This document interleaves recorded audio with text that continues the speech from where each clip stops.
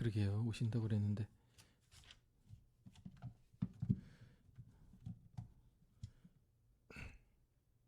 시작했어요? 예. 어떻게 여러분들 예배 잘 들으셨습니까? 예, 보이지는 않지만 앉아 계시는 걸로 알고 시작을 하겠습니다. 예. 기도하고 시작하겠습니다. 주님 감사합니다. 오늘 교육에도 함께 하시고 지혜와 지식을 주옵소서. 예수님의 이름으로 기도드립니다. 자, 오늘은 16과입니다. 제가 지난주에 한번 빠르게 넘어가서 해서 오늘 16과 친교를 위한 역할과 책임, 친교. 그래서 118페이지 펴주시면 됩니다. 그래서 네 가지 가장 가슴 아픈 얘기, 가장 중요하지만 가장 무시된 것, 성도의 교제, 교제의 신뢰, 네 가지, 형존직의 사명, 다섯 가지에 대해서 우리 함께 나누도록 하겠습니다. 자, 첫 번째 한번 볼까요? 가장 가슴 아픈 얘기. 자, 이거 너무 긴데요. 첫 번째 줄만 한번 읽어보겠습니다. 성경에 나오는 이야기 중 가장 가슴 아픈 이야기는 가인이 동생 아벨을 죽인 사건이다. 그것도 형제가 하나님께 제물을 드리고 난 후 형이 동생을 죽였다. 이렇게 나오죠. 그래서 어떤 동양 사상가가 예전에 케이블에서 그 도올 선생님 같은 분, 비슷한 분이 이렇게 강연을 하는 걸 들었는데 하는 얘기가 그러더라고요. 성경을 보십시오. 지들이 하나님께 예배 드리면서도 지들이 먼저 죽여요. 그래서 이렇게 그런 얘기를 하면서 이제 성경을 비판했던 그런 사상가 얘기가 기억이 나는데 가슴 아픈 얘기죠. 예. 남들이 봤을 때는 인류가 이제 처음으로 나와서 이제 예배 드리는 거 아니에요. 형이 동생을 죽인 사건, 그것도 예배 드리고 나서. 성경의 역사를 보면 이제 거기 중간쯤에 보세요. 중간 단락. 인류 최초의 살인 사건이 어디? 제단. 예수님 당시 살인 사건도 어디? 성전. 인류 역사상 가장 잔인한 사건들은 어떻게? 제단, 성전, 교회에서 다 일어났다. 가슴 아픈 얘기죠. 예. 그러니까 이게 참 그래서 이제 복음하고 종교의 차이를 알아야 됩니다. 종교는 항상 기준이 있어요. 내가 너보다 우월하다. 내가 너보다 이 율법을 많이 지켰다. 그 기준에 비교해서 우월감과 열등감을 갖기 때문에 어떤 기준에 부합하지 않는 사람들은 무시하고 깔아뭉개고 없애고 사라져야 될 존재로 봅니다. 그게 이제 나중에는 폭력으로 나오고 멸시로 나오고 심하면 살인으로 나오게 됩니다. 그 탈레반 요새 이제 뉴스에서 많이 나오잖아요. 이슬람 무장 세력의 그 탈레반의 그 규율도 보면은 상당히 윤리적입니다. 여자는 이걸 다 몸을 뒤집어 쓰는 걸 써야 되고 그 율법에 하나 조금이라도 엇나가면 그냥 가다가 총으로 죽이고. 그러니까 어떤 도덕적이고 윤리적인 어떤 것들이 정말 사랑의 근거에서 나오는 복음에 근거한 게 아니라면 그 윤리와 도덕으로만 남아 있다면 기독교나 여러 가지 여타 종교들이 사람 죽이는 건 일도 아닙니다. 예전에 십자군 운동할 때 교회에서 사람 제일 많이 죽였어요. 그 이유 중에 하나가 뭐냐면은 모든 기준의 잣대가 윤리인 거예요. 예. 그리스도의 복음이 아니라. 그래서 가장 가슴 아픈 얘기는 이런 살인 이런 거라기보다는 그 윤리의 잣대로 살아가서 사람들을 재단하고 평가하고 그 우월감으로 폭력을 정당화시키는 일들이 가장 가슴 아픈 얘기죠. 근데 문제는 그런 일들이 교회 안에서도 지금 여전히 일어나고 있다라는 것들을 오늘 얘기하고 있다는 겁니다. 제일 마지막 줄을 보세요. 그러므로 사탄은 제단과 성전과 교회 공동체 안에 끊임없이 갈등과 다툼과 분열과 미움을 일으켜서 인간의 죄가 처리되지 못하도록 온갖 악한 일을 일으키도록 조장한다. 사탄의 공격 대상이 어디라고요? 교회라고요. 공동체. 마음이 상하게 하는 거예요. 성도 간의 교제 가운데 마음이 상하게 하는 거예요. 네가 나를 무시해? 너는 교회에 한 게 뭐가 있어? 너는 왜 그렇게? 부터 시작해서 이제 열등감, 죄책감, 우월감, 서로 비교 판단, 분열과 미움과 다툼이 공동체 안에 일어나게 하죠. 갈라지게 하고. 서로 이제 3년, 4년, 5년, 10년이 지나면 또 싸우게 되고 떠나게 되고. 그래서 그 사탄의 제일 큰 그 공격 대상이 거기 보신 것처럼 교회 공동체입니다. 교회 공동체.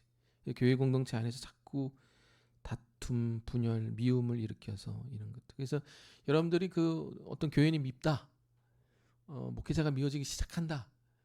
그러면은 그냥 그 당사자한테 가서 얘기하는 게 제일 좋아요. 거기까지는 사탄의 어떤 공격이 아닙니다. 그냥 당사자한테 가서 나 집사님한테, 나 권사님한테 좀 상처가 있어요. 상처라기보다는 좀 서운해요. 그리고 얘기를 하세요. 목회자한테도 좀 서운한 게 있으면 와서 얘기하세요. 아니면 좀 이렇게 신호를 주든가. 목사님 저번에 그렇게 얘기해서 좀 서운했어요. 그러면 죄송해요 집사님, 권사님. 그래서 서로 푸는 것까지가 잘 맺고 잘 풀어야 됩니다. 근데 문제는 그걸 이제 풀지를 않고 뒤에서 이제 꿍한 게 제일 문제죠. 꿍하다가 이제 돌려서 얘기하고 뒤에서 얘기하다 보면 이게 눈덩이처럼 커지죠. 공동체 분열이 가고 균열이 가고. 그럼 서로 불신하게 되는 거예요. 남이 저 사람에 대해서 좋은 생각을 가지고 있어. 저 집사님에 대해서. A가 B에 대해서 좋은 감정을 가지고 있는데 C가 A한테 와가지고 B에 대한 안 좋은 얘기를 하죠. 그건 살인, 인격적 살인입니다. 왜? A는 B에 대해서 좋은 감정을 가지고 있는데 C가 들어와서 저 사람에 대해서 안 좋은 이미지를 심어놔서 그 사람하고 교제하는 걸 방해하게 하는 거죠. 그래서 설령 C가 B에 대해서 안 좋은 감정이 있어도 A가 B에 대해서 좋은 감정이 있으면 별로 얘기하지 마세요. 내가 느끼는 그 부분이 있는 거죠. 그래서 사단의 제일 공격 대상은 좀 죄송한 얘기지만 재단, 성전, 교회 공동체입니다. 우리 아무리 작은 일도 얼마든지 제가 옛날에도 얘기했잖아요. 그 LA에서 그 교회 갈라졌는데 피아노를 재단에 올릴까 재단에 내릴까 그걸로 교회 두 무리가 싸워가지고 교회 갈라졌다고. LA 타운에서 한인타운 해가지고. 그때 십수년 후에 한국에서 만났는데 싸운 장로님들끼리 우리 그때 왜 싸웠지? 몰라요. 그런 세상. 그런 일들이 일어납니다. 예전에 제가 다녔던 이민교회에서는 보스턴 이민교회에서는 청소 순번 때문에 싸웠어요. 장로님은 그 다음 권사님 또 집사님 또 목사님 전도사 이렇게 청소 순번 다 돌아가는데 그 다음 번이 안 나온 거라. 그러니까 너는 왜 청소 안 하냐 뭐 그러면서 또 싸우고. 그러니까 참 싸우는 것도 참 가지각색입니다. 자 2번 가겠습니다. 가장 중요하지만 가장 무시된 거. 제가 읽어볼게요. 세 번째 줄, 두 번째 줄. 사도신경에서 우리가 이제 공교회를 믿는다 하면서 뭐도 믿어요? 성도의 교제를 믿습니다라고. 이제 성도의 교제는 믿음의 고백의 내용 중에 하나입니다. 그래서 이 고백은 교회를 믿는다는 고백에 부가적으로 따라 나오는 고백이 아니라 밑줄. 이것도 시험에 나올 것 같죠? 성도의 교제는 교회의 교회다움을 규정하는 고백이다. 성도의 교제가 있어야 됩니다. 그래야 교회가 교회되고 교인이 교인 됩니다. 안 그러면은 이게 좀 교인이 교인 되기가 어렵고 교회가 교회 되기가 어려워요. 저는 개인적으로 믿음이 성장하려면 자기가 몸담고 있는 공동체가 반드시 있어야 됩니다. 그리고 그 공동체를 특별한 이유, 예를 들면 뭐 죽음, 이사, 아니면 군대, 결혼, 뭐 특별한 이유가 아니고서는 그 땅과 그 지역과 그 공동체를 가능한 지키려고 애써야 됩니다. 그게 신명기에도 있어요. 너희가 특별한 이유 없이 땅을 떠나지 마라.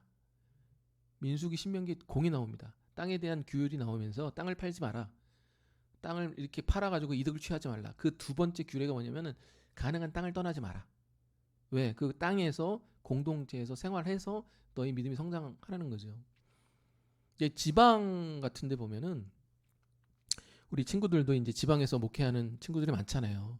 뭐 강원도, 뭐 경남, 경북, 영동 지방, 뭐 호남 지방에서 이제 목회하시는 분들이 종종 있는데 이제 수도권은 그렇다 조금 그렇다 치지만 지방권은 청년애들이 저기 다 올라옵니다. 대학 졸업과 동시에 일자리가 없으니까 청년 뭐 젊은 애들 이제 남자나 여자나 이제 일자리 찾아와서 수도권으로 많이 올라오는데 물론 뭐 그런 경우도 있죠. 근데 그 제가 제 선배예요. 3년 선배인데 제 3년 선배인데 포항에서 이제 개척을 해가지고 지금 한 150명인가 이렇게 이제 목회를 하시는 제 3년 선배 목사님이 계시는데 그 목사님 참 특이해요. 저희 선배기도 한데 예전에 이제 강의 오셔가지고 강의가 아니 강의 전도사로 왔죠. 그래서 갔는데 자기 교회는 원래 이제 그 제가 아까도 얘기했지만 중소형 지방 도시는 이제 자립하고 성장하기가 어려워요. 큰 교회 빼고는.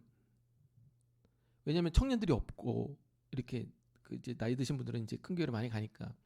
근데 그 교회가 이제 성장할 수밖에 없었던 이유 중에 하나를 그 이제 3년 선배가 얘기하는데 자기는 이제 교인들한테 그런 얘기를 한대요.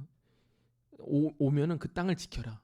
그러니까 포항이면은 포항에서 결혼하고 포항에서 자리 잡고 포항에서 직장을 잡고 포항에서 뭐 대학을 뭐 이런 식으로 얘기를 하는 거예요. 그래서 내가 아니 그게 되냐고.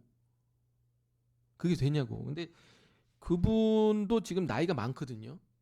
그 이제 3년 선배긴 한데 나이가 많은데 자녀들이 다 포항에서 그 저기 그거야 대학 나오고 그 저기 직장도 하는데 그 간증을 고백을 하는 거예요. 예를 들면 다 자녀들도 좋은 대학에 갔어요. 뭐 포항에 있는 포항 공대에 막 가고 직장도 그 이렇게. 근데 그분의 이제 간증이 뭐냐면 정말 그 땅을 사랑하고 그 땅에 대한 애증이 있고 그걸 위해서 기도하고 이렇게 하면은 그렇게 하나님이 펼쳐준 간증들을 이제 보여주는 거죠. 얘기하고. 그래서 자기 교인들도 그렇게 따라하고. 그래서 이제 부흥하게 되었다 이런 얘기를 하는데 상당히 중요한 고백입니다. 이 공동체로 만드는 거, 교회다움을 규정하는 거, 그래야 교회가 성장하고 교회가 교회다워진다라는 것들. 그래서 여러분들이 속한 공동체를 그러니까 반드시 있어야 됩니다. 자기가 몸담고 있는 공동체, 뿌리 내리고 있는 공동체가 반드시 있어야 됩니다. 그게 없으면 신앙의 성장하기가 어렵습니다. 그런데 그게 가장 무지된 거라는 거죠. 제가 아까도 얘기했지만 복음은 공동체를 상당히 중요시합니다. 우리는 다 주 안에서 평등하고 하나다. 근데 종교는 공동체를 약화시키죠. 내가 너보다 잘났다. 이거기 때문에. 자, 3번 가겠습니다. 성도의 교제. 1번 첫 번째 줄 성도의 교제란 무엇인가? 성도의 교제는 코이노니아라고 그러죠. 성도들이 함께 동참하고 활동하고 협력하여 함께 경험하는 모든 사귐을 말한다. 그리스도인들이 상호적인 배려와 사랑을 가지고 모든 것을 서로 나누어 가지는 삶의 방식을 말한다라는 거죠. 이 교제는 이제 서로 시간 보내는 거죠. 함께 시간 보내는 거 플러스 함께 기도하며 선한 것을 이루어가는 거죠. 그냥 이렇게 일반적인 동아리가 아니기 때문에 함께 시간을 보내서 신뢰를 쌓고 정을 쌓는 것도 교회 공동체가 해야 될 일이지만 거기다 더 나아가 그 공동체 안에서 선한 것들을 일을 해야 되죠. 야, 우리 요번에 우리 어느 한 선교지를 도울까? 아니면 24가 어려운데 우리 공동체에서 목장 안에서 24 도울까? 아니면 우리 이 목장 안에서 어떤 영혼 하나님 모르는 영혼이 있는데 초청할까? 그게 선한 일들이 계속적으로 이렇게 창조되지 않으면 공동체가 이렇게 지속 가능성이 어렵습니다. 왜냐하면 사람은 모이다 보면은 실수하게 되고 말을 하다 보면 실수하게 돼요. 그건 어쩔 수 없는 거예요. 실수 안 하는 사람 없고 상처 안 줄 수 있는 사람 없어요. 그러다 보면 시간이 지나면 상처가 되고 실수가 나오고 또 이 관계 자체가 모연해지고 이러다 보면은 서로 이렇게 돼요. 그래서 그게 이제 항상 얘기하잖아요. 결혼하다 보면 이렇게 하다 보면 애도 낳고 해야 되는 이유가 뭐냐면은 재미가 없는 거죠. 공동체도 마찬가지입니다. 서로 처음에는 좋고 하지만 나중에 선한 것들을 이렇게 창출해내지 못하면은 이제 공동체성이 약간 죽을 수밖에 없다라는 거죠. 이런 것들 하고요. 거기 중간에 보면 몇 번째 줄인가요? 6번째 줄. 그리스도인들은 한 몸의 지체와 같아서 모든 지체는 다른 모든 지체들을 돌봐주어야만 했다. 한 지체의 궁핍은 모든 지체의 궁핍이었으므로 한 지체의 고난은 모든 지체의 고난이었다. 그러면서 이런 아름다운 그리스도의 교제 가운데서 궁핍한 사람이 있을 수는 없다.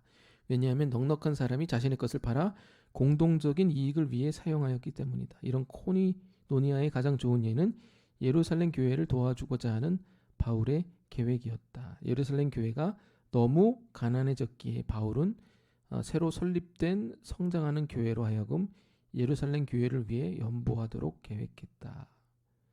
이렇게 되죠. 그러니까 목장에서나 교회에서는 자꾸 나눠야 된다. 그 얘기하는 겁니다.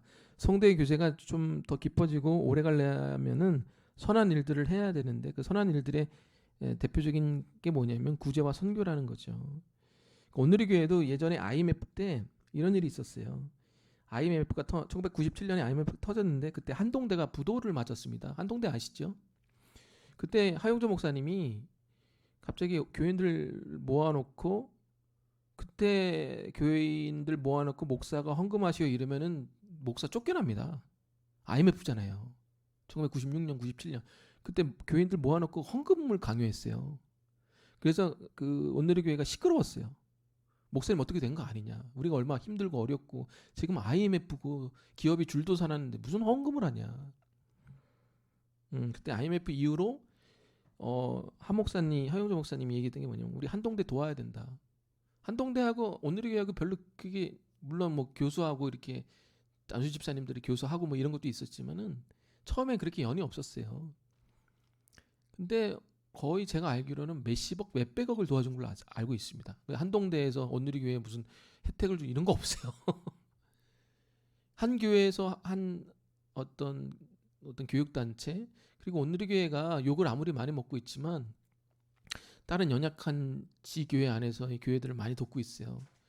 처음에는 그런 걸 보면서 저도 이제 그때는 전도사도 아니었고 아무것도 아니었는데 그냥 경영학적인 마인드로 봤을 때 제가 이런 생각을 했어요.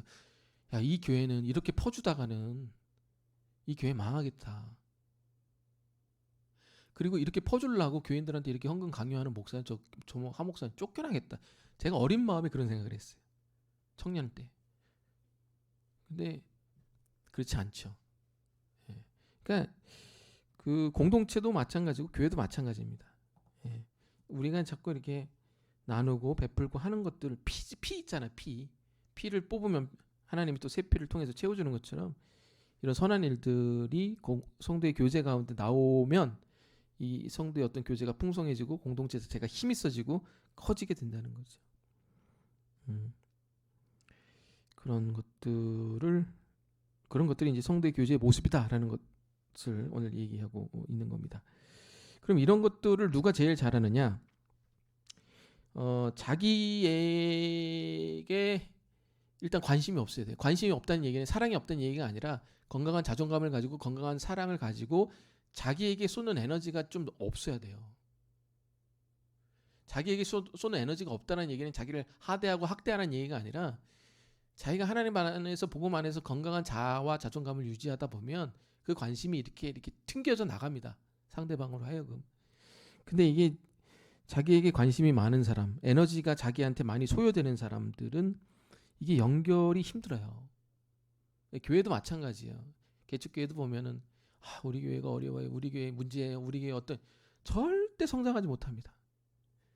문제가 있어도 이게 하나님이 이겨내시게 할 겁니다. 어떤 다툼이 있어도 하나님이 극복해서 나가게 하실 겁니다. 선한 일을 계속 창출해 내십시다 해서 이 에너지를 복음 안에서 우리가 해결되고 이 에너지를 밖으로 쏟을 때 구제나 선교가 일어나고 그래서 공동체가 연결되는 사람이 많아지고 성장할 수 있게 되는 겁니다. 그런 게 아주 필요하죠. 네. 그래서 우리가 좀 늦지만 좀 어렵지만 힘들지만 우리가 목장을 해서 떡을 떼고 나누는 이유도 다 그런 이유입니다. 요즘 21세기에 누가 목장을 하려고 합니까? 자기 집을 오픈하고 식사를 대접하고 시간을 내주고 준비를 하고 이건 쉬운 일이 아닙니다. 그러나 그것이 성도의 교제의 궁극적인 방향이고 성김과 나눔. 자, 그 밑에 보시면 또 있죠. 성도의 교제가 가장 극적으로 나타나는 것이 뭐다? 성찬식이다. 성찬식 다음에 항상 애찬을 했죠. 성찬식이요. 우리가 이제 봤을 때는 이 교회 성찬식을 생각하는데 이 초대교회에 했던 성찬식은요. 밥 먹는 겁니다. 밥 먹기 전에 성찬으로 예배 드리는 거예요. 그러니까 자기네들이 먹는 떡빵을 따로 성찬식용으로 떼어놔요. 그리고 그걸 가지고 예배를 드립니다. 그리고 나머지 떼어놓기 전에 있는 그 떡과 빵과 과일을 가지고 밥을 먹는 거예요. 그러니까 성찬식은 애찬식하고 함께 돼 있는 거예요. 그러니까 성찬식은 좀 이런 표현하면 좀 또 너무 이렇게 오버해서 적용되는 걸 수도 있겠지만 목장 모임하고 똑같은 거예요. 왜? 밥 먹기 전에 예배 드리고 밥 먹고 이게 성찬식이에요. 사람이 밥을 먹으면 어떤 개념이 자리 잡히냐면 너랑 나랑 똑같다는 거예요. 똑같이 하나님의 복음 안에 들어온 평등한 성찬식이 뭐예요? 빵을 띄었는데 엠빵으로 나눠주는 게 성찬식이잖아요. 똑같은 분량의 성찬을 배분하는 게 성찬식의 핵심 아닙니까? 우리는 주 안에서 동등하고 평등하다.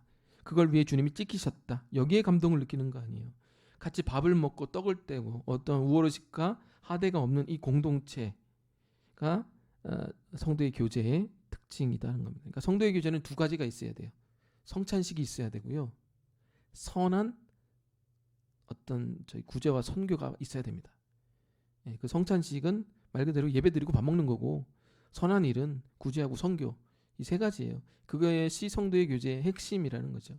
그걸 위해서 우리가 서로 친해지고 어디 놀러도 가고 뭐 영화도 보고 뭐 같이 커피도 마시고 같이 뭐 교제도 하고 뭐 이러는 거지.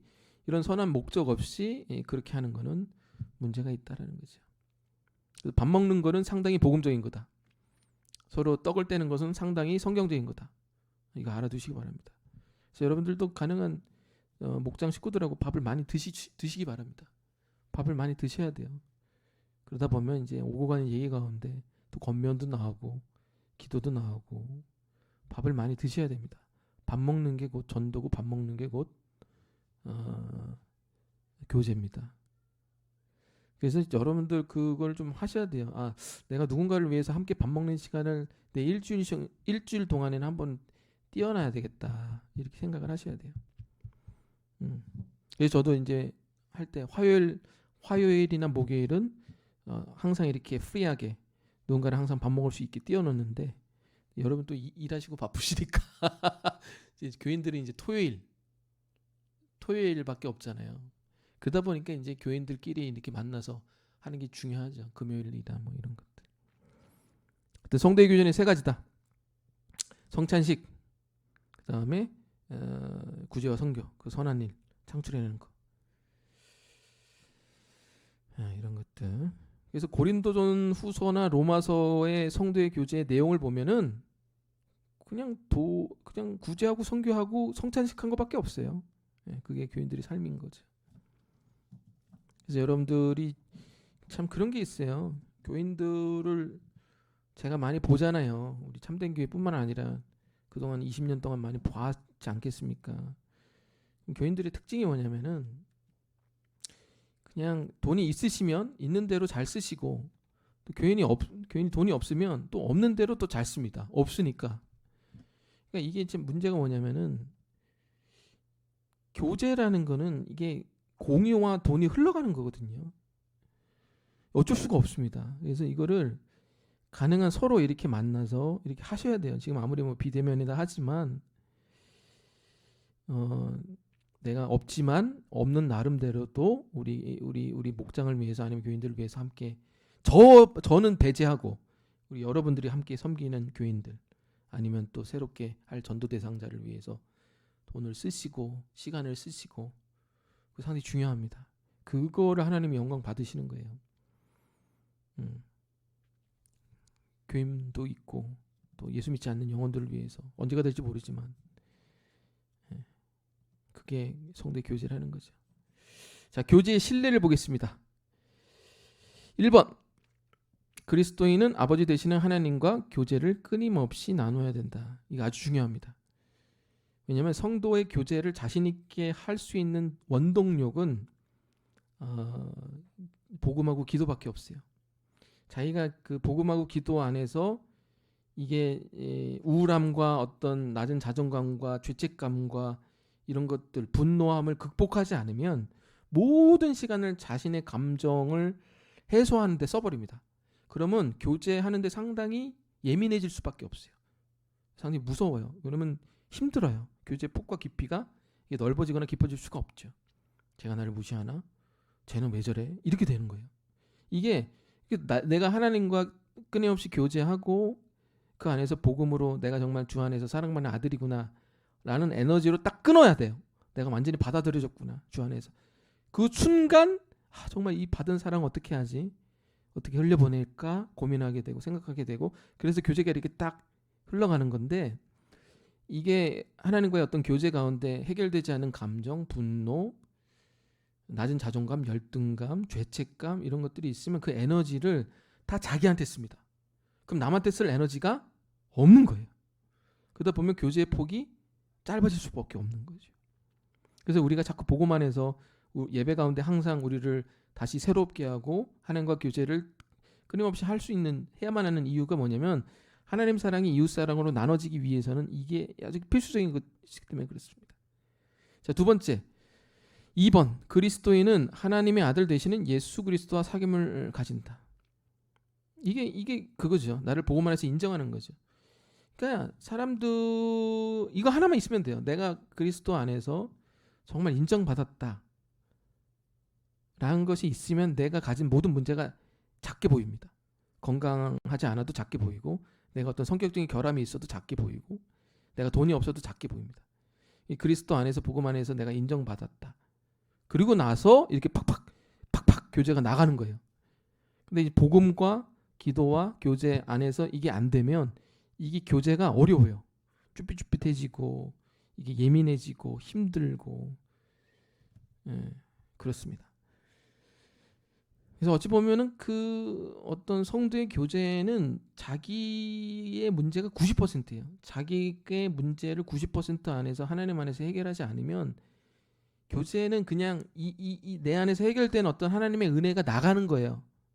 그러니까 교제는요, 솔직히 말하면 노력이 아니에요. 노력도 할 필요가 있겠지만 그냥 마음이 가는 거예요. 쟤는 뭐하지? 쟤는 뭐 먹고 살지? 쟤는 요새 왜 이렇게 표정이 어둡지? 이런 거는요, 여러분들 그냥 이게 마음이 가는 거잖아요. 이게 어디서 근거한 거냐? 내가 하나님 안에서 복음 안에서 인정받고 이 안에서 정말 그 깊은 교제 가운데 이게 나오는 거죠. 근데 그 에너지가 없는 거죠. 흘러갈 에너지가. 그래서 교제가 이렇게 겉을 맴도는 수준이 된다라는 겁니다.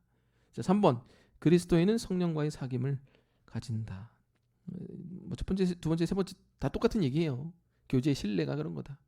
이게 돼야 이 성도의 교제가 흘러간다는 겁니다. 4번, 그리스도인은 거룩한 천사와도 사귐을 갖는다. 요거는 좀 신학적인 논쟁이 있을 것 같으니까 요거는 그냥 한번 보시고. 5번, 그리스도인은 이 세상을 떠난 성도들.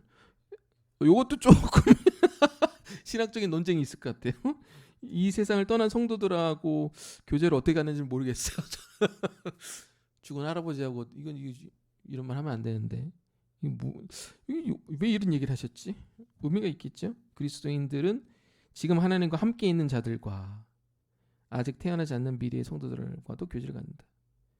그러니까 그리스도인의 어떤 자격을 얘기하는 거예요. 그리스도인은 이런 사람들과 교제를 갖는다. 성도들과 교제를 갖는다. 여기까지만 알아두십시오. 이거 너무 신학적으로 논쟁이 많은 표현들을 많이 해놨습니다. 천사와 사귐을 갖는다. 천사와 사귐을 천사가 우리가 그리스도인하고 우리가 그리스도하고 사귀는 거를 시기하죠. 그게 이제 서신서에 나오잖아요. 천사도 부러워할 만큼의 그리스도와의 관계를 얘기하는 거죠. 우리와 천사가 사귐을 굳이 가질 필요는 없죠. 예수님하고 갔는데 뭐 천사하고 뭐 가질 필요는 없는 거죠. 6번 넘어가면 그리스도인은 지금 같은 시대에 살고 있는 성도들과 삶을 갖는다.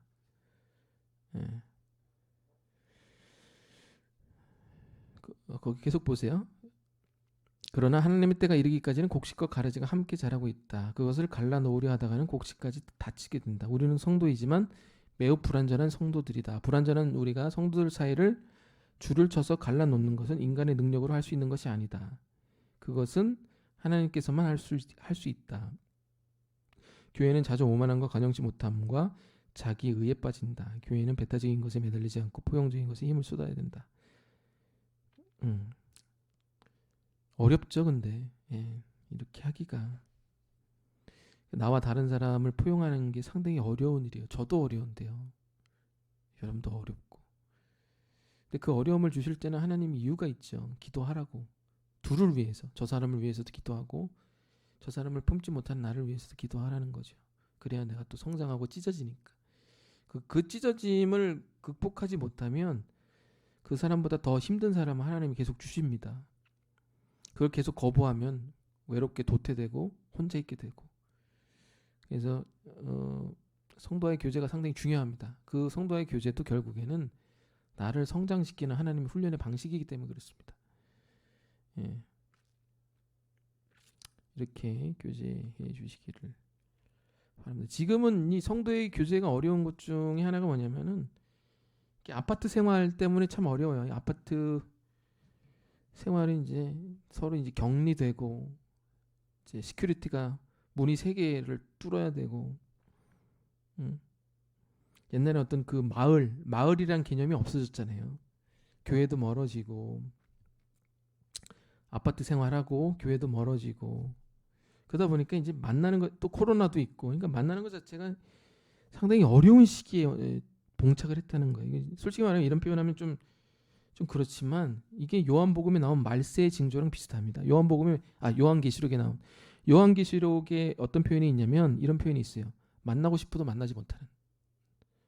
저는 이 작금의 상태가 그런 상태인 것 같아요. 만나고 싶어도 만나지 못하는, 코로나 때문에 만나지 못하고 비밀번호 3개 뚫어놔서 만나지 못하고 거리가 있어도 만나지 못하고 어렵죠. 그래서 지금 그 사태를 보면서 하나님이 더 크리스찬을 찾으시는 것 같아요. 그럼에도 불구하고 사람에게 관심, 오늘 설교 내용처럼 우리 어떤 칭찬이나 명예나 이미지가 아닌 사람에게 관심 갖는 사람을 찾으시는 겁니다. 여러분 그런 사람들이 되시기 바랍니다. 5번 항존직의 사명. 4번째 줄 섬기는 자가 되어야 된다. 6번째 줄 5번째 줄 그 역할과 책임에 대해 먼저 주의를 기울여 청종하여야 할 것이다. 뭐 이런 거 한번 밑줄 그어보시고. 자, 에베소서 4장 1절에서 3절 다 같이 한번 읽어볼까요? 그러므로 시작. 그러므로 주 안에서 갇힌 내가 너희를 원하노니 너희가 부르심을 받은 일에 합당하게 행하여 밑줄 모든 겸손과 온유로 하고 또 오래 참음으로 사랑 가운데 서로 용납하고 평안에 매는 줄로 성령이 하나 되게 하신 것을 어떻게? 힘을 써야 된다. 힘을. 땀을 흘릴 만큼 힘을 써서 지키라는 거죠. 그래서 여러분들이 이게 어떤 공동체가 하나 되지 않는 거에 대해서는 힘을 써야 됩니다. 자연스럽게 하나가 되기는 어렵죠. 그래서 3가지가 있습니다. 첫 번째, 겸손과 온유. 겸손과 온유라는 게 뭐예요? 어떤 문제가 발생했을 때 어떻게? 우리 따라합시다. 나도 그래. 너만 그래. 집사님, 장로님, 목사님. 저는 이런 게 문제예요. 저는 이런 게 뭐 흠이에요. 그러면 대부분 그래. 네가 문제를 제대로 알았구나. 너는 그게 문제야. 그러면 안 되고. 그랬구나. 나도 그게 문제야. 나도 비슷해. 2번째, 오래 참음과 사랑. 그런 것들 오래 참아주고 또 사랑으로 하는 건 뭐죠? 그랬구나. 인정하는 거죠. 그 사람의 존재를. 거기까지가 아니에요. 모든 겸손과 온유 플러스 오래 참음과 사랑에서 용납하고, 잘 들으세요. 평안에 매는 줄로 성령이 하나 되게 하신 것을 힘써 지키라는 얘기는 받아주기만 하라는 얘기가 아닙니다. 겸손과 온유로 하고 사랑과 오래 참음으로 용납하지만 성령이 하나 되게 하신 것처럼 어떻게 힘써 지키라는 얘기는 때로는 그런 방법으로 진실을 얘기할 필요가 있다는 겁니다. 설령 관계가 어그러지고 관계가 어색할지라도 그것도 필요해요. 이렇게 하는데 우리 이렇게 했으면 좋을 것 같아. 서로 부딪히는 한이 있더라도 우리 이렇게 했는데, 그건 이제 뭐 지적한다기보다는 사랑으로 얘기할 필요가 있죠. 정말 이렇게 기도하면서 용서하면서 이렇게 하면 더 좋을 것 같아. 네가 이렇게 하면 네가 더 나아질 것 같아. 야, 너 문제가 있어. 너 문제 알아? 이게 아니라 야, 너는 이렇게 하면 더 좋아질 것 같아. 넌 이렇게 하면 더 나아질 것 같아. 이게 진실이거든요. 진리거든요.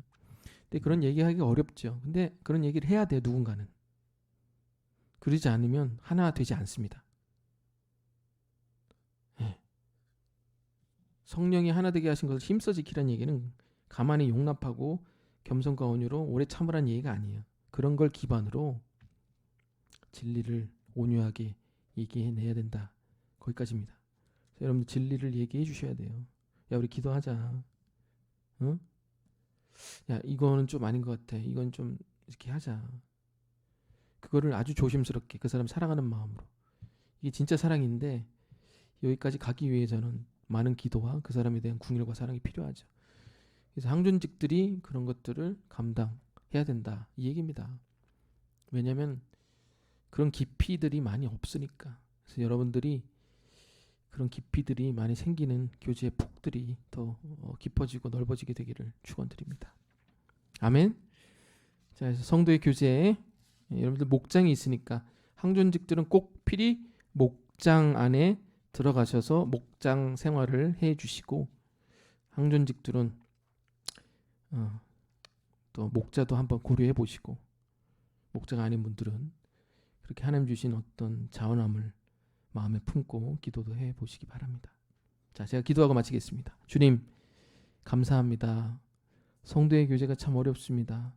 우리가 먼저 그리스도 안에서 해결되고 하나님 안에서 용납받아야 그 남은 에너지로 성도의 교제를 향하지 않겠습니까? 우리가 힘들고 지치고 외롭고 우리 문제에 봉착해 있을 때 어찌 남한테 그 에너지가 흘러갈 수 있겠습니까?